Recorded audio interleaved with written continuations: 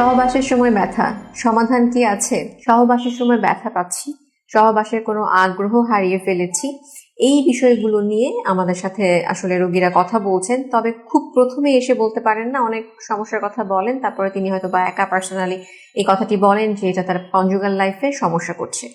আসলে এই সমস্যাগুলোর কিছু কারণ রয়েছে, যেমন সহবাসের সময় প্রথম থেকেই ব্যথা হতে পারে, অথবা তিনি প্রথমে ব্যথা পেতেন না, তার কনজুগাল লাইফ একদমই নর্মাল ছিল, তার বাচ্চা হয়েছে, অনেকদিন সংসার হয়েছে, এখন তিনি ব্যথা পাচ্ছেন।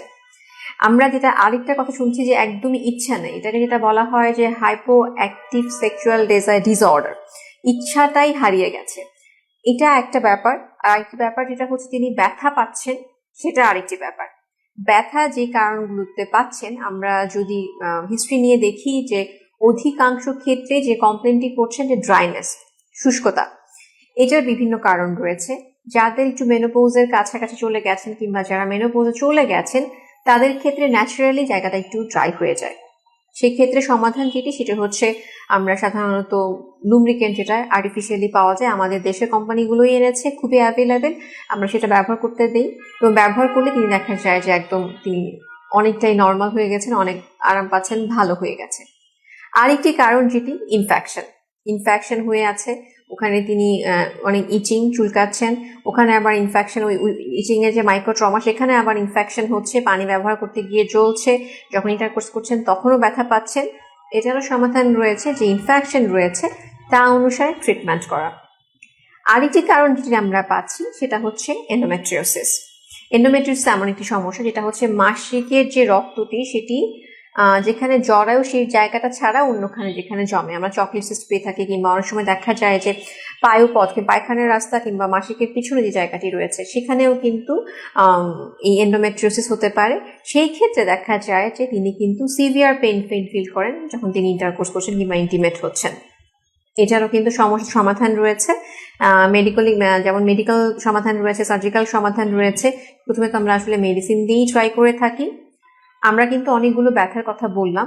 আরও একটি ব্যথা হয়ে থাকে, কারণ হচ্ছে জরায়ুতে যদি অনেক বড় টিউমার হয়ে থাকে, সে যদি পিছন থেকে প্রেশার করে থাকে, সেই ক্ষেত্রেও কিন্তু অনেক সময় কমপ্লেন করে থাকেন যে যখন ইন্টারকোর্স করছেন তখন ব্যথা হচ্ছে। আরেকটি যেটা, যে আগে কোনো ব্যথা ছিল না, বাচ্চা হয়েছে, তার কিছুদিন পরে তিনি ব্যথা ফিল করছেন।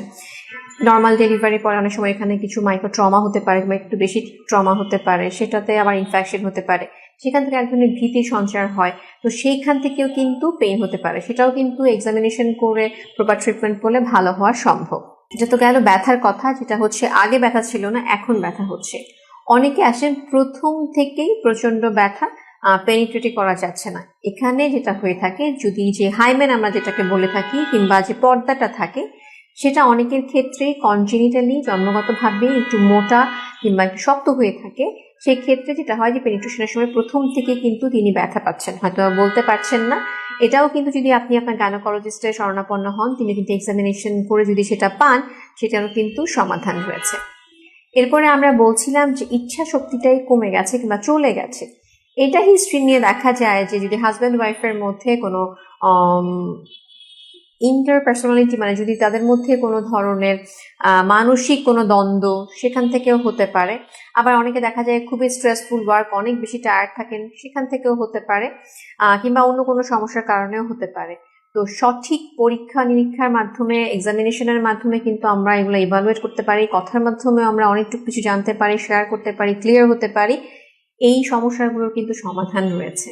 তাই আসলে এই কষ্টগুলোকে নিয়ে আমরা যেন জটিল সমস্যাকে আরো জটিলতর না করি, সমাধানগুলো নিয়ে সুস্থ স্বাভাবিক কনজুগাল লাইফ হবে সবার, সে আশাবাদ ব্যক্ত করে আল্লাহ হাফেজ।